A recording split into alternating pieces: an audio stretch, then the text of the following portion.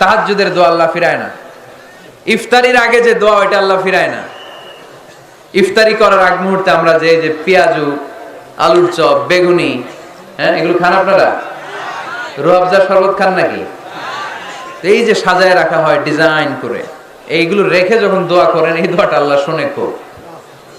আল্লাহ বলে কিরে ফেরেশতারা ঘটনা কি, এত খাবার কেন? আল্লাহ রোজা রাখছে। কি চায়? আল্লাহ ক্ষমা চায়। তো খায় না যে তৃষ্ণার, তো আল্লাহ আপনার ভয়। আমার দেখছে না, আল্লাহ আপনারা দেখে নাই। জান্নাত দেখে নাই, আমার জাহান্নাম দেখেছে আল্লাহ কিন্তু জানে। তারপর ফেরেশতাদের মুখ থেকে বের করা হবে। সুবহানাল্লাহ পড়েন। আমার জাহান্নাম দেখেছি কিনা বলো।